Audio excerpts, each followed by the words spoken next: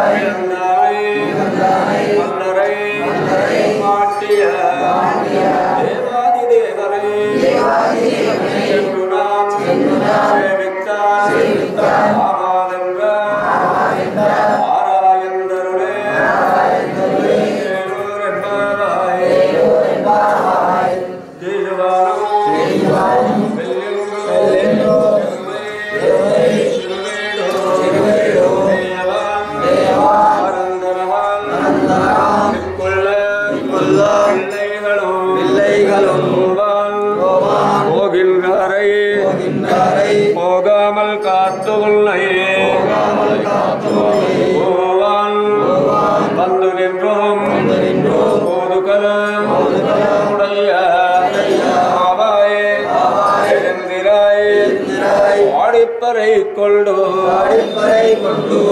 కుండలో సమేత వస్త్రం సరసీరుహేక్షణం సహార వక్షస్థల శోభికౌస్తుభం నమామి విష్ణుం శిరసా చతుర్భుజం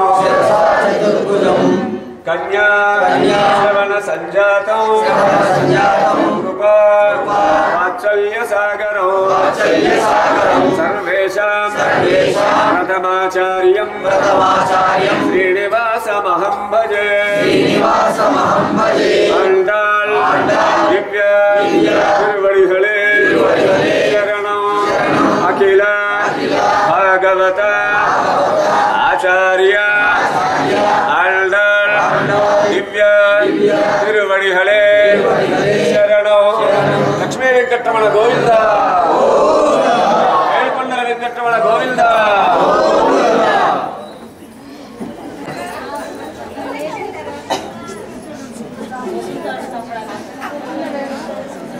ఈరోజు ధనుర్మాస వ్రత ఉత్సవంలో భాగంగా ప్రతి విష్ణు ఆలయాలలో బ్రాహ్మీ ముహూర్తంలోనే స్వామివారి ఆరాధనలు, నిత్య కైంకర్య కార్యక్రమాలు నిర్వహించడం అనేది అనాది నుండి యుగ యుగాల నుండి మన పూర్వీకులు ఏర్పాటు చేసిన మార్గంలో భాగం ఇది. ఆరాధనంచ సర్వేషాం విష్ణు ఆరాధనం పరం అని మనకు వేదం ఘోషిస్తుంది. 33 కోట్ల దేవతలు ఉన్నారు అని మనకు చరిత్రలో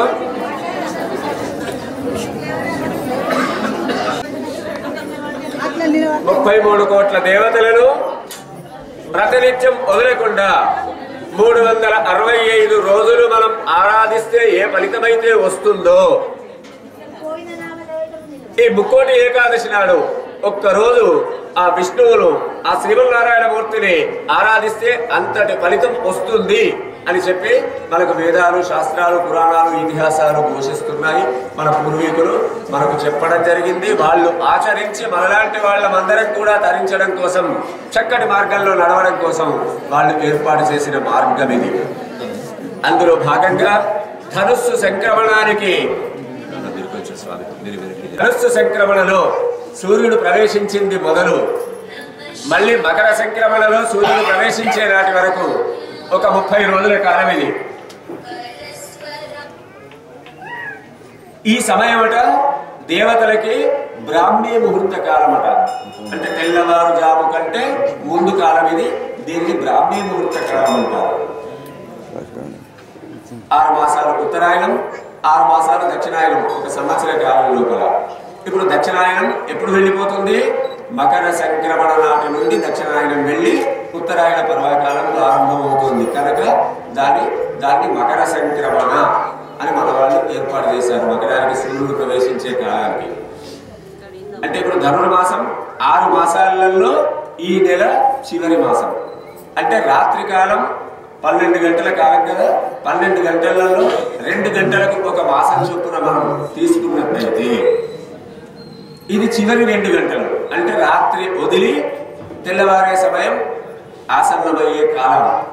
అందుకోసం ఈ బ్రాహ్మీ ముహూర్తంలో మనం ఏ దేవతను మనం ఆరాధించినా కానీ సంవత్సర కాలం ఆరాధించిన ఫలితాన్ని మనం పొందుతాము అని చెప్పి ఈ బ్రాహ్మీ ముహూర్త సమయం లోపల, ఈ ధనుస్సు సంక్రమణ లోపల ఈ ధనుర్మాస వ్రతం అనేది గోదాదేవి తను ఆచరించి, తను తరించి మనమందరం కూడా తరించడం కోసం ప్రయత్నం చేయడం జరిగింది.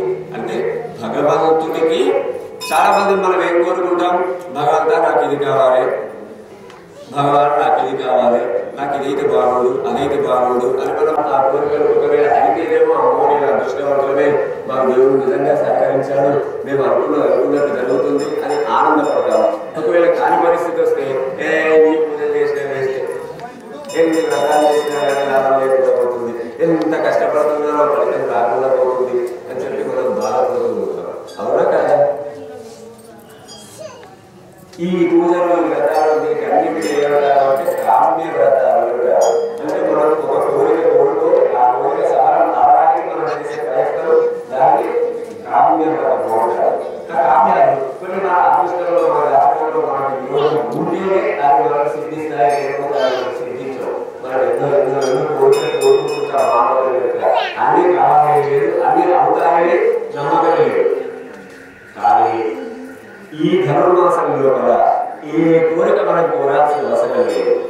స్వామి నాకు ఇది కావాలి, నాకు ఇది బాగుండు అని మనం అడగాల్సిన అవసరం లేదు. అడగకుండానే, ఏ కోరిక కోరకుండానే నిత్యం ఆ స్వామి సేవలో, ఆరాధనలో మనం నిమగ్నమై ఉన్నాము అంటే ఖచ్చితంగా మన జీవితంలో ఏదేది ఎప్పుడు ఎలా అవసరం ఉందో అన్నింటినీ ఆయన మనకు సమకూర్చుతాడు. ఒక 2 సంవత్సరాలు, 3 సంవత్సరాలు, 4 సంవత్సరాలు, 5 సంవత్సరాల పాపలు ఉన్నారనుకోండి, చిన్న పిల్లలు ఇంట్లో, వాళ్ళకి ఇది కావాలి అది కావాలి అడిగే వయస్సే కాదు వాళ్ళకి ఇది తెలియని పరిస్థితిలో ఉంటారు వాళ్ళకు. కానీ వాళ్ళ కష్ట సుఖాలు బాగోగులు తల్లిదండ్రులు చూసుకుంటారా లేదా? ఏ సమయంలో వాళ్ళకి ఆకలి అవుతుంది, ఏ సమయంలో వాళ్ళు పడుకోవాలి, ఏ సమయంలో వాళ్ళు పాలు తాగుతారు, ఏ సమయంలో వాళ్ళు భోజనం చేస్తారు అనేది తల్లికి తండ్రికి ఆ కుటుంబంలో ఉన్న వాళ్ళకి పెద్దవాళ్ళకి అందరికీ తెలిసి వాళ్ళని సంరక్షిస్తారా లేదా? అమ్మో నాకు ఆకలి అవుతుంది, ఫలానా కర్రీసే చేసినాక పెట్టు అని 3 సంవత్సరాల బాబును అడగరు కదా. వాళ్ళ శరీరానికి ఏది అవసరం, ఏది సరిపోతుంది, ఎంత తినగలుగుతారు అన్ని కూడా గమనిస్తూ వాళ్ళను పోషిస్తుంటారు కదా. అలాగే భగవంతుడిని మనం ఏది ఆశించాల్సిన పని లేదు, ఏది అడగాల్సిన పని లేదు, ఏది మనం చెప్పాడు భగవద్గీతలో, అనన్యాశ్చింతయంతో మాం ఏదైనా పర్యుపాసతే తేషాం నిత్యాభియుక్తానాం యోగక్షేమం మహాభ్యమం. విన్నాం కదా మనం ఈ శ్లోకం. చాలా మందికి నోటికి కూడా వస్తుంది, విన్నట్టు కూడా జ్ఞాపకం ఉన్నట్టుంది, అవును కదా. అంటే ఎలాంటి చంచలత్వం అనేది లేకుండా, అయ్యో ఇది చేస్తే బాగుంటుందో, అయ్యో అది చేస్తే బాగుంటుందో, అయ్యో ఇలా అయితే బాగుంటుందో, అలా అయితే బాగుంటుందో అని మనస్సు చంచలం కాకుండా, స్వామి జన్మనిచ్చిన తండ్రివి నీవే, తల్లివి నీవే, పెంచి పోషించేవాడికి నీవే, నీ అనుగ్రహం ఉంటే సాధ్యం కాదు అనేది ఏం లేదు. అందుకోసం నీ శరణాలకు నేను శరణు అంటున్నా. నాకు సాధ్యమైనంత వరకు, నాకు సాధ్యమైనంత వరకు నేను సేవ చేస్తున్నాను. అందుకోసం నన్ను అనుగ్రహించాల్సింది నీవే, నన్ను క్షేమంగా కాపాడాల్సింది నీవే అని విశ్వాసంతో మనం ఆయనను ప్రార్థన చేశామా, యోగక్షేమం మహామ్యహం. అలా చేసిన వాళ్ళ యోగాన్ని, క్షేమాలను అన్నింటినీ నేను నా బుధస్కంధాల మీద వేసుకుని వాళ్ళకు ఎలాంటి కష్టాలు, చిక్కులు, సమస్యలు రాకుండా నేను కాపాడుతాను అని భగవద్గీతలో గోపాలకృష్ణ పరమాత్మ చెప్పిన మాట. ఈ ధనుర్మాసం లోపల గోదాదేవి అదే మార్గం, అదే మాట, కానీ మార్గం లేదు. భగవంతునికి దగ్గర అవడం కోసం ఆయన నామాన్ని మనం ఎలా స్మరించాలి, ఆయన సన్నిధికి మనం ఎలా దగ్గర అవ్వాలి, ఆయన అనుగ్రహాన్ని మనం ఎలా పొందాలి అని ఈ వ్రతాన్ని ఏర్పాటు చేసి తను నడిచి తరించి మనలాంటి వాళ్ళందరం కూడా ధరించడానికి మార్గనిర్దేశం చేసిన ఆ తల్లి, ఆ భగవంతుణ్ణి పెళ్ళాడతాను. ఇంకా నేను ఈ కలియుగం లోపల మానవ జన్మతో అవతరించిన దాన్ని నేను ఎవరిని పెళ్ళాడను, ఆ శ్రీమన్నారాయణమూర్తి వచ్చి నన్ను పెళ్లి చేసుకోవాలి అంటే కలియుగంలో సాధ్యమయ్యే పని కాదు. అయినా సరే ఆయన దగ్గరికి చేరి ఆయన అనుగ్రహాన్ని పొంది ప్రత్యక్షంగా ఆయన వచ్చి ఆమెను పెళ్లి చేసుకునే స్థితికి ఎదిగింది. ఏ మార్గంలో ప్రయాణం చేసి ఆమె ఆ గోపాలకృష్ణుడిని తన దగ్గరికి రప్పించుకొని పెళ్లి చేసుకునే స్థితికి ఎదిగింది. ఆమె ఏర్పాటు చేసుకున్న మార్గం ఏంటి? భక్తి మార్గం, ప్రేమ మార్గం. భగవంతుడిని, తల్లిదండ్రుల్ని, చిన్నపిల్లల్ని, మిగతా వాళ్ళందరినీ ఎంత చక్కగా మనం ప్రేమతో పలకరిస్తే అంత చక్కగా వాళ్ళు మనతో మాట్లాడతారు. ఎవరినైనా కానీ సమాజంలో అంతకంటే 1000 రెట్ల ప్రేమతో ఆ భగవంతుడిని మనం పలకరించడం నేర్చుకుంటే ఆ భగవంతుడు 1,00,000 రెట్ల ఫలితాన్ని మనకిస్తాడు. ధనుర్మాస ఉత్సవాలలోనే ముక్కోటి ఏకాదశి అంటే మార్గశిర మాసం లోపల శుద్ధ ఏకాదశి నాడు వచ్చే పండుగనే మనకు ముక్కోటి ఏకాదశి అంటారు. ఈ ముక్కోటి ఏకాదశి సందర్భంగా యుగాలలో ఎన్నో చరిత్రలు మనకు ఉన్నాయి.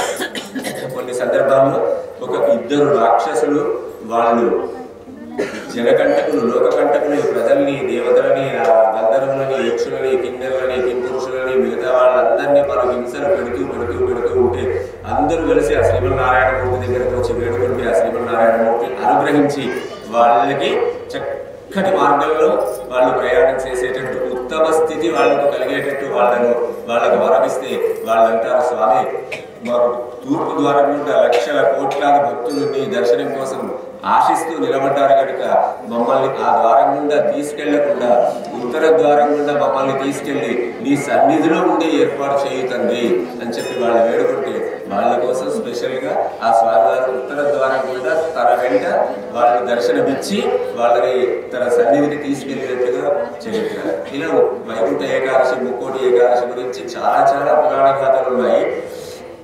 మృదు మదనులు అనే ఒక రాక్షసులు ఉంటారు. వాళ్ళు మూల ప్రకృతిని అమ్మవారిని ఆరాధించి అమ్మవారి అనుగ్రహాన్ని పొంది మరణం అనేది లేకుండా వాళ్ళు వరాన్ని పొందుతారు.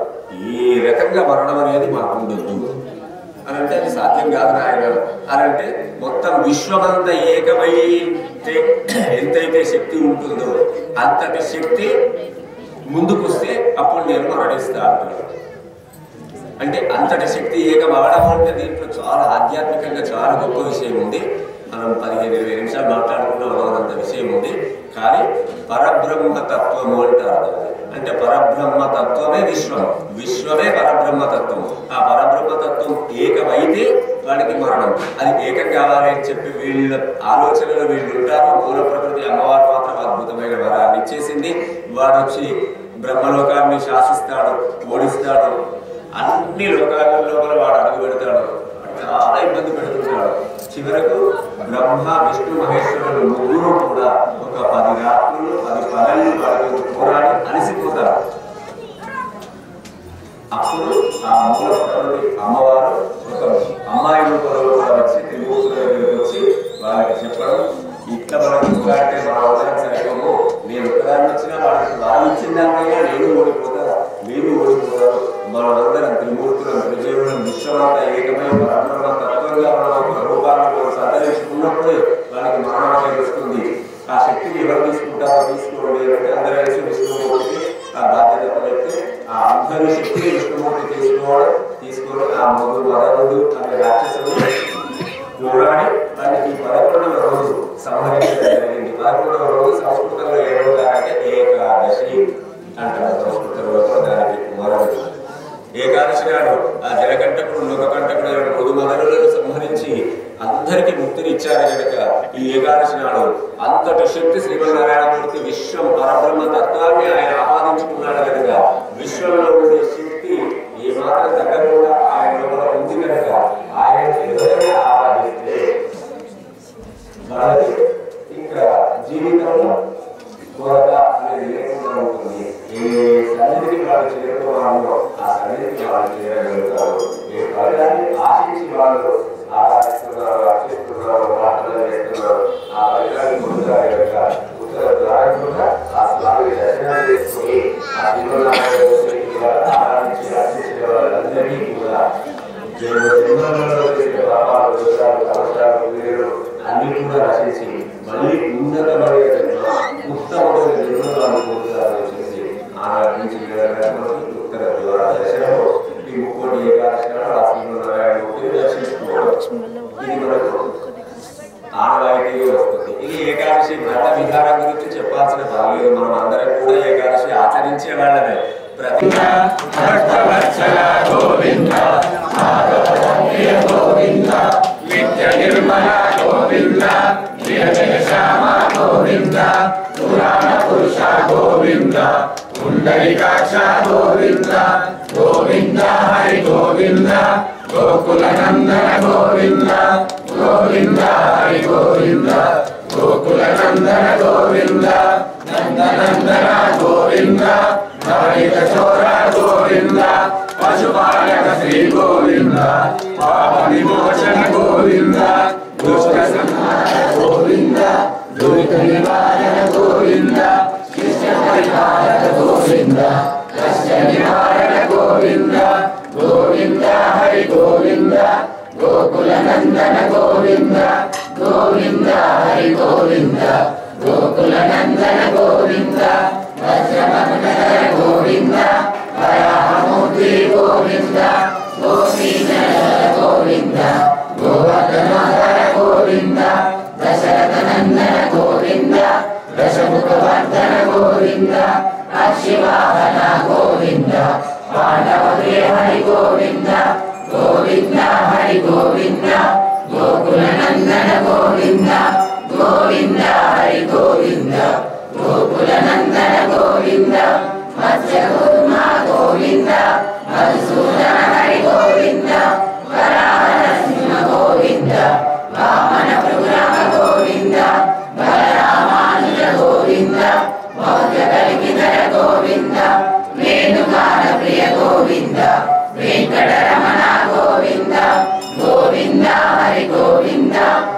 గోకులనందన గోవింద గోవింద హరి గోవింద గోకులనందన గోవింద సీతానాయక గోవింద శ్రీత పరిపాలక గోవింద శ్రీజన పోషణ గోవింద ధర్మ సంస్థాపక గోవింద అనాథ రక్షక గోవింద ఆపద్బాంధవ గోవింద శరణాగత వత్సల గోవింద కరుణాసాగర గోవింద గోవింద హరి గోవింద గోకులనందన గోవింద గోవింద హరి గోవింద గోకులనందన గోవింద కమలనాశన గోవింద కామిత పరద గోవింద పాప వినాశక గోవింద పాహి మురారే గోవింద శ్రీ ముద్రాంకిత గోవింద శ్రీవత్సాంకిత గోవింద ధరణీ నాయక గోవింద నిలకర తేజ గోవింద గోవింద హరి గోవింద గోకులనందన గోవింద గోవింద హరి గోవింద గోకులనందన గోవింద పద్మావతి ప్రియ గోవింద ప్రసన్నమూర్తి గోవింద అభయహస్తధర గోవింద పంచావతార గోవింద శంఖ చక్రధర గోవింద శాంగదాధర గోవింద విరగదిత గోవింద వియోధి మర్దన గోవింద గోవింద హరి గోవింద గోకులనందన గోవింద గోవింద హరి గోవింద గోకులనందన గోవింద సంస్కృత గోవింద శ్రీ ముద్రూప గోవింద శివకేశవముని గోవింద బ్రహ్మాండ రూప గోవింద భక్త రక్షణ గోవింద గోవింద హరి గోవింద గోకులనందన గోవింద గోవింద హరి గోవింద గోకులనందన గోవింద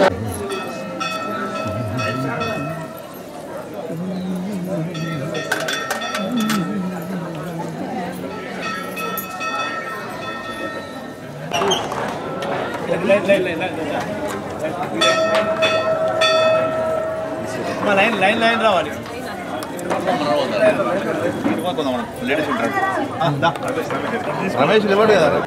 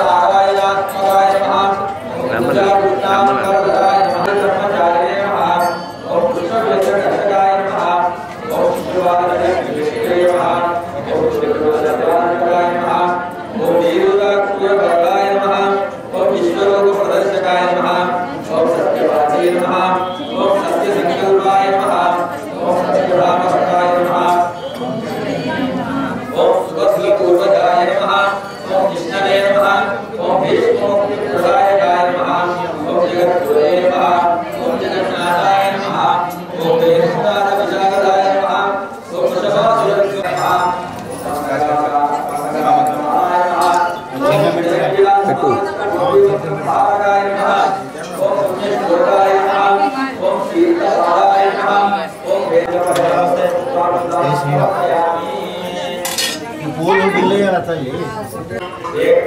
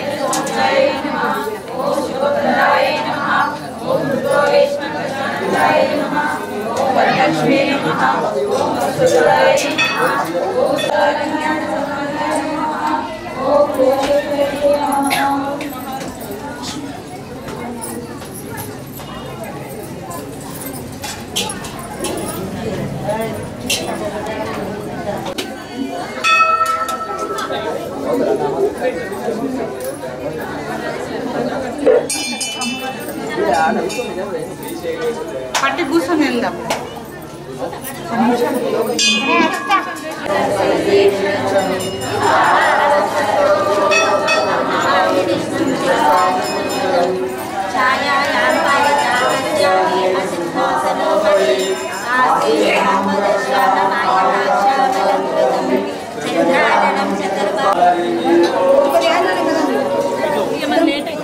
Aduh,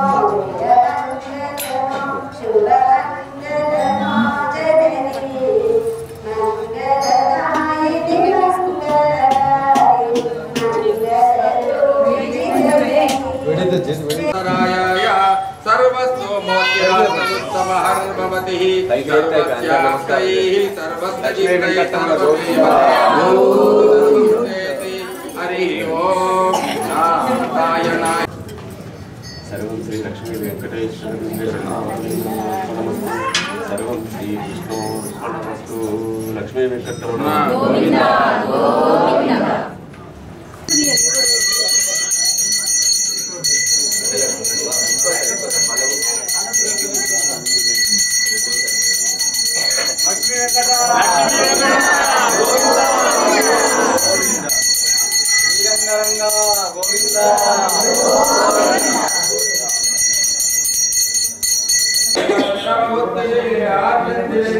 अंगपरै पंडवार पुदुवै वैगवतन्ने पंडवाटू दक्षिण गंगतरे माय कुपुदंतपामे इंगी परिचंदमाल वरैतो गंगतरमलंतु इंगंतरमल पंचमिसुरपरिभाव